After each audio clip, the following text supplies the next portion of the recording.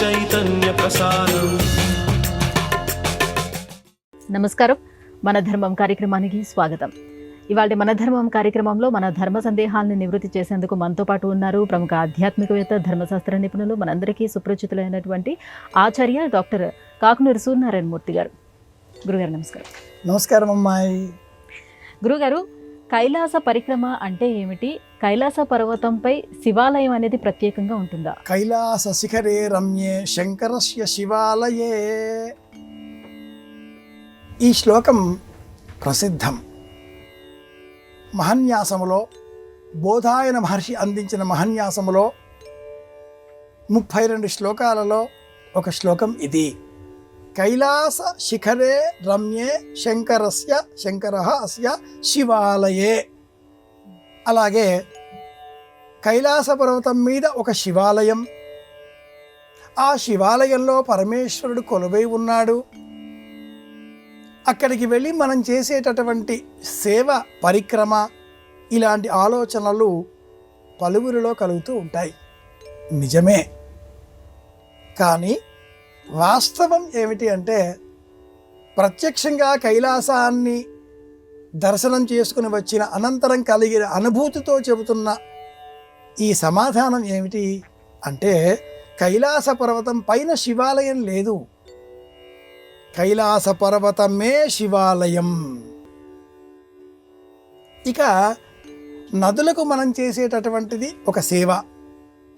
మహాభారతం, రామాయణం వీటిల్లో నదుల ప్రస్తావన వచ్చినప్పుడు, అలాగే పర్వతాల ప్రస్తావన వచ్చినప్పుడు ఆ పర్వతాల చుట్టూరా ప్రదక్షిణ చేయడం, నదుల చుట్టూరా కూడా అవకాశం ఉంటే ప్రదక్షిణ చేయడం ఈ గ్రంథాలు వివరిస్తాయి. పరమపుణ్యప్రదం ఈ పనులు అంటూ బోధిస్తాయి. కనుకనే నేటికి మనమంతా నర్మదా నది పరిక్రమ ప్రదక్షిణ చేస్తాం. అలాగే అరుణాచలం కొండ ప్రదక్షిణ చేస్తాం. ఇప్పుడు సింహాచలం, ఈ కొండకు కూడా ప్రదక్షిణలు చేస్తున్నాం. విజయపురి, విజయవాడ కనకదుర్గమ్మ వెలిసిన ఆ కొండ చుట్టూ ప్రదక్షిణ. ఇవన్నీ నెమ్మదిగా చాలా ప్రసిద్ధి పొందుతూ ఉన్నాయి. శబరిమలై చుట్టూరా ప్రదక్షిణ ఎలా ప్రసిద్ధంగా మారి ఉన్నవో, అత్యంత పురాతనమైన వేల సంవత్సరాలుగా సంస్కృతిలో, భారతంలో అంతర్భాగమైనటువంటి అంశం కైలాస పర్వత పరిక్రమ. ఒక కొండనే పరమాత్ముడు, కైలాస పర్వతమే పరమాత్ముడు. నిన్ను విడిచి ఉండలేనయ్యా అన్న ఆ మంగళంపల్లి వారు కైలాసనాథ అని చెబుతూ, నిన్ను విడిచి ఉండలేను కన్న తండ్రి వగుట చేత, పరమ పురుష సాంబ శివ నిన్ను విడిచి ఉండలేనయ్యా. ఇంత చిన్న లైన్లలో, వరుసలలో ప్రపంచమంతా కూడా పట్టరానంత సాహిత్యాన్ని, వేదాంతాన్ని, అమృతమయమైన భావజాలాన్ని నింపి ఉన్నటువంటి ఆ కీర్తన వింటే కైలాసం అంటే ఏమిటో మనకు సుబోధకమవుతుంది, కొంతలో కొంతైనా అర్థమవుతుంది. పర్వతమే దైవం. ఆ చుట్టూరా చేసేటటువంటి సేవ, పరిక్రమ 46 కిలోమీటర్ల దూరం అలా నేలబారుగా ఉంటే 2 రోజుల్లో ఏమిటి, 1 రోజులో ప్రదక్షిణ చేసేయచ్చు. అలా నేలబారుగా లేని విషయం ఇది. చుట్టూరా ఉండే కొండల మధ్యన ఒక కొండ, చుట్టూరా ఉండే కొండలను బయట నుంచి తిరిగితే ఇంకా నెలల తరబడి దీర్ఘ ప్రయాణం కనుక ఆ కొండల మీద నుంచే ఎక్కాలి దిగాలి అలా చేసేటటువంటి పరిక్రమ ప్రదక్షిణ. కాబట్టి ఇది చాలా కఠినమైనది. నెలబారుగా ఉంటే 46 కిలోమీటర్లు 1 రోజులో అయిపోతుంది, 2 రోజుల్లో. కానీ ఇది అలా లేని విషయం. మధ్యలో గ్లేసియర్లు ఉంటాయి, నదులు ఉంటాయి, కొండలు ఉంటాయి, గుట్టలు ఉంటాయి, చిన్న అనేక ఉపభాగాలు వస్తూ ఉంటాయి. ఎక్కాలి దిగాలి. ఈ నేపథ్యంలో కైలాస పర్వత పరిక్రమ అంటే చాలా కఠినమైనటువంటి అంశం. కనుక అది కొండ కాదు, పరమాత్ముడే. కాస్త దృష్టి పెట్టి మనం ఆ పర్వతాన్ని చాలా ప్రేమగా చూచినట్లయితే, శిలాజములు అంటారు, రాళ్ళు కరిగి రకరకాల దేవతా రూపాలుగా మన దర్శనమిస్తూ ఉంటారు. ఏ విధంగానైతే మనం విశాఖపట్నం వద్ద ఉన్నటువంటి కొండలలో లోయలలో చూస్తూ ఉంటామో అలాగే ఇక్కడ కూడా ఈ పర్వతానికి దక్షిణం వైపున సరిగా ఏ విధంగానైతే పాండురంగడు ఉంటాడో అలా ఒక కొండ కరిగి కనిపిస్తుంది. 2 చేతులు నడుములు పట్టుకొని నామం కనిపిస్తూ నాసికతో, ఆ పక్కనే హనుమంతుడు, ఆ పక్కనే ఏనుగుల వరస తొండాలతో సహా ఆ రాతి పైన అలా కారిన రాతి రూపాలే అలా ఏర్పడిపోయాయి. కైలాస పర్వతానికి సరిగ్గా నార్త్ ఉత్తరం వైపున మరి ఒక కొండ, ఒక పెద్ద సింహాసనం, 2 వైపులా 2 ఏనుగులు, ఆ సింహాసనం పైన ఎవరో కూర్చున్నట్లుగా చెక్కబడ్డ రూపం, ఇదంతా కూడా నిజంగా మనం చూడవచ్చు. ఆ పర్వతాన్ని పరిశీలనగా చూచినట్లయితే చుట్టూరా ఉండే కొండలలో దేనిపైన కూడా మంచు ఉండదు, కైలాస పర్వతం మీదే ఉంటుంది. అలాగే కైలాస పర్వతం చాలా దూరంగా మానస సరోవరం, మానస సరోవరానికి అవతలి వైపున ఉండే మరికొన్ని పర్వతాలపైన మళ్ళీ మంచు కొండలు. కైలాస పర్వతం పైన మాత్రమే మంచు, చుట్టూరా అలాగే ఉండేటటువంటి పర్వతాలు అనేకం, వాటిపైన మంచు ఉండకపోవడం, ఇలాంటి అనేక అద్భుతమైన రహస్యాల కేంద్రం కైలాస పర్వతం కనుక ఆ పైన మరో దేవాలయం లేదు. అష్టపది అనే పేరిట, అంతర్వృత్తంతో ప్రదక్షిణ పరిక్రమ అన్న పేరిట పూర్వం ఉండేవి. నేటి కాలంలో కొండ చర్యలు విరిగిపడి పలువురు మరణించిన కారణం చేత వీటిని స్థానిక ప్రభుత్వాల అధికారులు రద్దు చేశారు. చుట్టూరా ఉండే పరిక్రమనే చేయడం నేటి కాలంలో సాధ్యమవుతున్నది. పలువురి విన్నపాల విజ్ఞప్తుల మేరకు అష్టపది అనేటటువంటి ప్రత్యక్ష దర్శనం మాత్రం సాధ్యంగా ఉన్నది.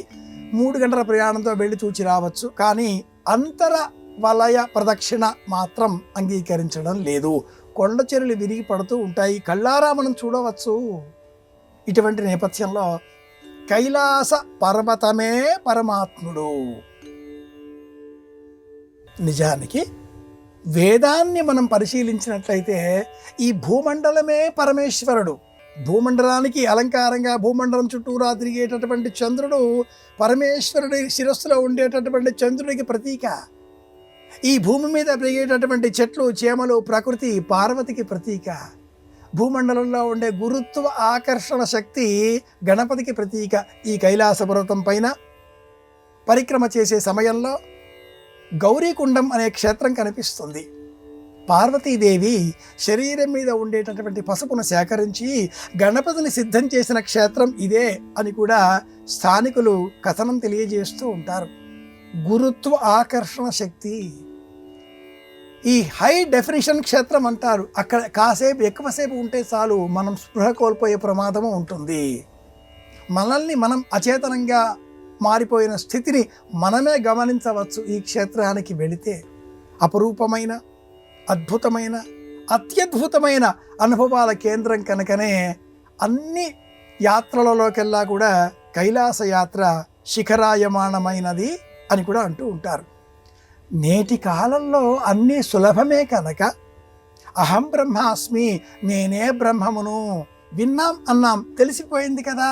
ఇది ఎలాంటిదో కన్నులతో కైలాసాన్ని చూడడం కూడా అలాంటిదే. మనస్సుతో చూడాలి. శ్రీశైల శిఖరం దృష్ట్యా పునర్జన్మ నవిద్యతే. శ్రీశైల శిఖరాన్ని చూస్తే మళ్ళీ జన్మలేదు. ఈ కారణం చేత శ్రీశైలంలో క్షేత్రంలో ఉండే లక్షలాది మంది వేలాది మంది అందరికీ కూడా మళ్ళీ జన్మ లేనట్టేనా? శ్రీశైల శిఖరాన్ని మనస్సుతో చూడాలి. పరమాత్మకు అర్పించవలసింది నవవిధ భక్తి మార్గాలలో శిఖరాయమానమైనటువంటి 9వది ఆత్మ సమర్పణ. అలా మనస్సుతో కైలాసాన్ని చూడడం ప్రధానం కనుక ఆ కైలాస పర్వతం మీద విడిగా ఆలయం లేదు, పర్వతమే పరమేశ్వరుడు. మనం పర్వతంలో అంతర్భాగంగా మారిపోవాలి. మనం పర్వతంలో ఒక రంగా లీనం కావాలి. అలా సాకారం కావాలి అంటే యమద్వారం నుంచి పరిక్రమ చేసే ఆ మొత్తం కూడా ఓం నమ శివాయ తప్ప మరో మాట మన నోట రాకూడదు. బైరాగి వలె, యాచకుడి వలె, భిక్షకుడి వలె లోకం పైన మమకారాన్ని విడిచి దేహం పైన ధ్యాస విడిచి ఎవరైతే నీవే ఈశ్వరా అంటూ వెళ్ళిపోతారో అలాంటి వారికి తప్పక శివ సాక్షాత్కారం అవుతుంది. గురుగారు, భక్తి ఉద్యమంలో ఎంతో మంది భక్తుల పేర్లు లోకంలో ప్రచారంలో ఉన్నాయి. నామదేవుడు, భక్త తుకారం, ఇలా చాలా మంది పేర్లు ఉన్నాయి. వారిలో ఒకరు జనాబాయి. ఆమె వృత్తాంతం ఏంటో తెలియజేస్తారా? ఒకనాటి కాలంలో మన దేశంలో ఉద్యమాలు విశేషం. మనుషులందరినీ సమష్టిగా మార్చాలి. ఉద్యమ అవసరం ఎంతో ఉన్నది. ఉద్యమ దర్శనం అన్న పేరిట ఒక మహానుభావుడు ముదిగండ శివప్రసాద్ గారు ఓ గ్రంథమే రాసి ఉన్నారు. ఉద్యమ దర్శనం. ఉద్యమం ఉద్యుక్తంగా ప్రవర్తించడం, మనుషులందరినీ ఒకటి చేయాలి, అద్వైత ధర్మం. జ్ఞానబోధ చెయ్యాలి, విశిష్టాద్వైత ధర్మం. దైవజ్ఞానం కలిగించాలి, ద్వైత ధర్మం. ఇవి ఎలాంటివో వీటన్నింటిలో కూడా శాస్త్రము, వ్యాకరణము, పాండిత్యము, వేదము, అనేక గ్రంథాల ప్రస్తావన, భాషా సంస్కారము ఇవన్నీ ఉండడంతో అందరికీ ఇవి సాధ్యమైన విషయాలు కాకుండా పోయాయి. దానితో అనేకులు దార్శనికులు, ప్రాస్థానిక వేదాంతులు అనేక ఆలోచనలు చేసి భక్తిని ఒక ఉద్యమంగా మార్చుకున్నారు. సామాన్య మానవులు వారి వారి వృత్తులను అనుసరిస్తూ ఆ వృత్తులలో తమను తాము నిమగ్నం చేసుకొని ప్రవర్తిస్తూ పనులు చేస్తూ ఆ పనినే దైవంగా గ్రహించాలి. చేసే పనిలోనే పరమాత్ముడిని చూడాలి. ఈ జ్ఞానం చెప్పినటువంటి మహానుభావుడి పేరు నామదేవుడు. ఎవరు ఏ వృత్తిని ఆలోచించినా, పాటించినా, అనుసరించినా ఆ వృత్తిలో వారు వారి నైపుణ్యాలను ప్రదర్శిస్తూ పరమాత్మను దర్శించాలి, పాండురంగడిని దర్శించాలి. నామదేవుడి శిష్యులలో జనాబాయి ఒకరు. ఒకానొక మహారాష్ట్రలోని కుగ్రామంలో జనాబాయి పిడకలు చేసే వృత్తిలో ఉండేది. గోమయాన్ని సేకరించి పిడకలని కొట్టి ఆవిడ ఆరిన ఆ పిడకలను విక్రయిస్తూ జీవితం గడిపేది. ఆవిడ వద్ద కొన్న ఆ పిడకలలో విఠల అన్న శబ్దం ధ్వనించేది. ఆవిడ ఆ పిడకను సిద్ధం చేసే సమయంలో విఠల విఠల విఠల అంటూ సిద్ధం చేసేది. వారి ఇంటిలో జొన్నలని బరపటించే విధంగా విసుర్రాయిని తిప్పితే ఆ విసుర్రాయిని స్మరిస్తూ ఉంటే కూడా విఠల విఠల విఠల విఠల విఠల విఠల విఠల విఠల అనే ధ్వని నేటికి ధ్వనిస్తుంది అంటారు. జనాబాయి గృహాన్ని నేటి కాలంలో ఆ అనుసరించిన, వినియోగించిన వస్తువులను దర్శించే ప్రయత్నాలు చేసేటటువంటి వారు అనేకులు. భక్తిని ఒక ఉద్యమంగా మార్చిన నామదేవుడి శిష్యులలో గొప్ప స్థానం పొందిన మహనీయురాలు జనాబాయి. భక్తి ఉద్యమంలో నామదేవ్, సంత్ తుకారాం ఇలాంటి పురుష పుంగవుల పేర్లే మనం విశేషంగా వింటూ ఉంటాం. కానీ మహిళలు కూడా ఈ ఉద్యమంలో అనేక రీతులుగా పాలు పంచుకున్నారు. వారి జీవిత సారాన్ని అంతా కూడా దైవ ధ్యానంలో కాలం గడుపుతూ వృత్తులను నిర్లక్ష్యం చెయ్యకూడదు అనే సందేశాన్ని ఇచ్చారు. ఎవరి పని వాళ్ళు చెయ్యాలి, ఆ పనిలోనే దైవాన్ని చూడాలి. ఇది భక్తి ఉద్యమంలో ఉండే ప్రత్యేకత. ఆ నియమాన్ని మనకు నిరూపించిన వారిలో జనాబాయి ఒకరు. జనాబాయి ఇంట్లో పిడకలలో విఠల అన్న శబ్దం వినిపిస్తుంది అన్నది ఎంత ప్రసిద్ధమైంది అంటే అందరికీ కూడా విఠల దర్శనం చేసుకుందామా, పంఢరీపూర్ వెళదామా అనేంత ఆలోచన కలిగింది. ఇది విషయం. తల్లిని తండ్రిని సేవిస్తే దైవాన్ని కూడా ఇటకపైన నిలబెట్టవచ్చు అనేంత శక్తిని భక్తుడికి భగవంతుడు అందిస్తాడు అనే కథకు మూలం పంఢరీపూర్. ఆ దైవం పాండురంగడు, ఆ భక్తుడు విఠలుడు. ఇలా మనం చెప్పుకోవాలి. పండరీకుని కథ ఇది. పుండరీకుని కథలో పాండురంగ విఠలుడు, భక్తురాలు జనాబాయి. గురుగారు, మీ ఇంట్లో భోజనం అంటే ఇక అడ్డవిస్తరి తప్పనిసరి అని అంటారు. అడ్డవిస్తరి అంటే ఏమిటి, ఎందుకు ఇలా అంటారు? తెలుగువారి చాతుర్యం, చమత్కారం చెప్పడానికి అలవి కానటువంటివి. ఎంత సమాధానంగా చెబుతారో అంత తమాషాగా కూడా చెబుతారు, అంత ఆనందంగా కూడా ప్రవర్తిస్తారు. తెలుగువారికి చాలా ఇష్టమైన అంశం ఏమిటి అంటే భోజనం. ఎక్కువగా మాట్లాడే అంశం కూడా భోజనమే. తక్కువగా తింటారో లేదో కానీ భోజనం అంటే మటుకు షడ్రుచులే అంటూ ఉంటారు. మీ ఇంట్లో భోజనం అంటే ఇక అడ్డవిస్తరే. ఏదో ఒక సినిమాలో, జంధ్యాల గారి సినిమా అనుకుంటాను, అందులో కొబ్బరి నీళ్ళ జలకాలాడి అనే ఒక పాట ఉంది. ఆ పాటలో వచ్చే పదం అడ్డవిస్తరి. మాగాయా మహత్తడి అనేటటువంటి ఒక చరణంలో వేడి వేడి అన్నం, మాగాయ పచ్చడి, అంత నెయ్యి, ఒక అప్పడం, ఇంకేమీ అక్కర్లేదు. లేదు వేడి వేడి అన్నం, పెరుగు, ఓ అప్పడం, ఇంతకంటే ఇంకేం అక్కర్లేదు అనేటటువంటి అల్పసంతోషి తెలుగువాడు. ఎంత వర్ణనలు చేసినా భోజనం అనేసరికి మీ ఇంట్లో భోజనం అంటే అయ్యో అడ్డవిస్తే మాట్లాడేదే లేదు. ఈ మాట అర్థం ఏమిటి? విస్తరిని పలువురు వరుసలుగా కూర్చుని ఉన్న సమయంలో ఇలా అడ్డంగా కాకుండా నిలువుగా వేస్తారు. అది అరిటాకు. అరిటాకు విస్తరిగా వినియోగించే సమయంలో ఆ అరిటాకుని అడ్డంగా వేశారా ఎక్కువ స్థలం ఆక్రమిస్తుంది. నిలువుగా వేస్తే తక్కువ స్థలంలో పరిపూర్ణమవుతుంది. పక్క పక్కన అందరూ కూర్చుంటారు, విస్తరలు ఇలా నిలువుగా ఉంటాయి. అది అరిటాకు కాబట్టి మధ్యలో ఉండే చీలికకు ఒకవైపున తరువులు, మరొక వైపున అన్నం వేస్తారు. అందరి గృహాలలో కూడా ఈ విస్తరి ఇలా అడ్డుగా వేసే క్రమంలో ముందు భాగం అంతా అన్నం వేయాలి. అటువైపునంతా కూడా అతరువులు, పచ్చళ్ళు, షడ్రసోపేత ఇతర రుచులు, పదార్థాలు ఇలా అడ్డంగా వేసినప్పుడు అన్నం ఎక్కువగా ఉంటుంది కదా. మీ ఇంట్లో వేశారా భోజనం ఇంకా అడ్డవిస్తరే అంటే ఇది అర్థం.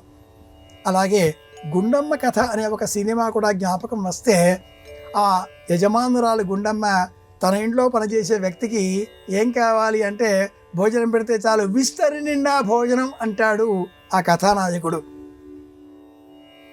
రాత్రి వేళ విస్తరి పరచుకోగా ఆ యజమానురాలు అలా కాసిన్ని మెతుకులు ఇలా ఆ విస్తరి చుట్టూరా చల్లి, విస్తరి నిండా భోజనం అన్నావుగా, ఇదిగో చల్లేశాను తినే అంటుంది. మరుసటి నాడు తెలివైన ఆ కథానాయకుడు ఆ యజమానురాలు విస్తరి ఇలా వేస్తూ ఉండగా, మీ విస్తరి వద్దు తల్లి, నేను నా విస్తరి తెచ్చుకున్నాను అంటూ పరుస్తాడు. అది హాల్ అంతా ఉంటుంది. ఇలా తెరిచి ఇలా తెరిచి ఇలా తెరిచి ఇలా తెరిచి అంత పెద్ద విస్తరి చేస్తాడు. ఇప్పుడు పెట్టండి అన్నము అంటాడు. తెలుగువారి తమాషా చమత్కారాలకు కోకల్లలుగా ఉదాహరణలు చెప్పుకోవచ్చు. ఈ అడ్డ విస్తరి ఆ మాటలలో ఒకటి. మీ ఇంట్లో భోజనం అంటే పరిపూర్ణంగా పుష్టిగా తింటాను తల్లి అన్న మాటకి ఇది విలువ. గురుగారు, వివాహ బంధంలో ముఖ్యం ఒకరినొకరును చూసుకోవటం అని అంటారు. ఇది ఎంతవరకు నిజం? ఏదైనా పురాణంలో దీనికి సంబంధించిన కథ ఉందా? సూపులు కలిసిన శుభవేళ, ఇది కూడా మరి ఒక జంధ్యాల గారి జ్ఞాపకానికి సంబంధించిన శబ్దం. మాయాబజారులో ఈ పదంతో ఒక గానమే, ఒక సంగీత లయబద్ధమైన పాటనే ఉంది. చూపులు కలిసిన శుభవేళ. వివాహంలో ప్రధానమైన కార్యక్రమం వధువు వరుడు ఒకరిని ఒకరు చూచుకోవడమే. అఘోర చక్షు అపతిఘ్నియేధి శివాపతిభ్య సుమనా సువర్చ ఆహా జీవసూర్దేవకామాస్యో నాశన్నో భవద్విపదేశం చతుష్పదే. ఈ మంత్రం చెబుతూ వధూవరులు ఒకరిని ఒకరు చూసుకోవాలి అంటారు. తెరసెల్లా అడ్డుగా పెట్టి చేతిలో జీలకర్ర బెల్లం ఇచ్చి ఒకరిని ఒకరు చూసుకున్న అనంతరం హస్తమస్తక న్యాయంతో ఒకరి శిరస్సు పైన మరి ఒకరు జీలకర్ర బెల్లాన్ని భద్రపరుస్తారు, రక్షగా ఏర్పాటు చేస్తారు. చూసుకోవాలి, ఈ భృకుటిని చూడాలి, ఒకరి కన్నుల మధ్యన మరి ఒకరు చూడాలి. ఇది చూపులు కలిసిన శుభవేళ. ఇది ప్రధానం. ఒకరిని ఒకరు చూచుకోవడమే వివాహం. ఒకరి చెయ్యిని మరి ఒకరు ఇలా పట్టుకోవడమే వివాహం. 48 సెకండ్ల పాటు ఈ చూపు ఉండాలి అని వేద ప్రమాణంగా చెబుతాం. 20 సెకండ్ల కంటే మించి ఒకరిని ఒకరు చూస్తే అది నేరం అంటుంది చట్టం. ఏ అమ్మాయినైనా, ఏ అబ్బాయి, ఇతరులు ఎవరైనా స్టేరింగ్ అంటారు. అంటే కనురెప్పపాటు లేకుండా తీక్ష్ణంగా తదేక దృష్టితో కన్నులలో కన్నులు కలిపి చూడడం అంటారు. ఇలా అని చూస్తే 48 సెకండ్ల కంటే మించి చూస్తే ఎవరైనా ఎవరిని ఏం కావాలి అని అడుగుతారు. చూడకూడదు. చూడడం కూడా ఇల్లాలు భర్త, అది చూపులు అంటే. పురాణాలు ఏమైనా ఈ విషయాలు చెబుతాయా? తప్పకుండా చెబుతాయి. మార్కండేయ పురాణం, అందులో కరందముని కుమారుడు అవీక్షిత్తు, విశాల దేశ రాజకుమారి విశాలి. ఈ కరందముడి కుమారుడైన అవీక్షిత్తుకు విశాలికి చూపులు కలిశాయి. పెద్దలు వివాహ నిశ్చయం చేశారు. విశాలి ఒక ఏనుగుల గుంపు బారిన పడి చనిపోయింది. లగ్నం నిశ్చయమైంది. తాంబూలాలు పుచ్చుకున్నారు. విశాలి మరణించింది. అవీక్షిత్తుకు మళ్ళీ వివాహం చేద్దాం అనుకున్నాడు కరందముడు. అవీక్షిత్తు అంగీకరించలేదు. చూశాను అంటే మా వివాహం అయిపోయింది, నాకు మళ్ళీ వివాహం ఏమిటి? అయిపోయిన వాడికి నేను తపస్సు చేసుకుంటాను అన్నాడు. అవీక్షిత్తు తపస్సు చేశాడు. ఆ ఇంద్రుడిని, యమధర్మరాజును మెప్పించాడు. తన ఇల్లాల విశాలిని తిరిగి బ్రతికించుకోగలిగాడు. ఈ కథ మార్కండేయ పురాణంలో ఉంది. ఈనాటి కాలంలో దంపతులు వివాహం కాకంటే పూర్వమే తమ ఇద్దరి మధ్య ఉండే అనుబంధం ఏమిటో నిర్ణయించుకోవాలి. చూపులు చెబుతాయి. పెద్దలు నిర్ణయించే వివాహం నిజమే, కానీ ఆ అమ్మాయి ఈ అబ్బాయి ఒకరిని ఒకరు చూచిన తర్వాత వారి మనస్సు వారికి ఏ భావాన్ని చెప్పి ఉంటుందో ఆ భావాన్ని సంఘానికి భయపడి కొందరు చెప్పరు, పెద్దలకు భయపడి కొందరు చెప్పరు. అలా దాచుకోవడంతో వివాహాలు జరిగి అనేక సందర్భాలలో విఫలమవుతూ ఉంటాయి. మనిషిని చూచిన వేళ విశేషం అంటూ ఉంటారు మన వాళ్ళు. చూసుకున్న వేళ విశేషం కదా. ఒకరంటే ఒకరికి ఇష్టం కలుగుతుంది కదా. ఆ ఇష్టం కలిగిన మరుక్షణం మనస్సు ఇక లాక్ అయిపోవాలి, మళ్ళీ రాకూడదు. మళ్ళీ వస్తే విలువలేదు. ఇది చెప్పేది మార్కండేయ పురాణం. ఆ కథ అవీక్షిత్తు, ఆ కుమారి విశాలి. ఇది నేపథ్యం. గురుగారు, మనం చేసే పనిని కర్మ అంటాం. ఆ పని ఎంత నేర్పరితనంతో చేస్తున్నామో దాన్ని జ్ఞానం అని అంటాం. కర్మ జ్ఞానాలలో ఏది ప్రధానం? ప్రాథమికంగా కర్మ ప్రధానం. కర్మ లేకుంటే జ్ఞానం ఎలా వస్తుంది? జ్ఞానం దానంతట అదే రాదు కదా. కర్మ ప్రధానం. కర్మణ్యేవాధికారస్తే అని భగవద్గీత ఒక ప్రస్తావన చేస్తుంది. అలాగే నకర్మణ మనారంభ అనేది రెండవ విషయం.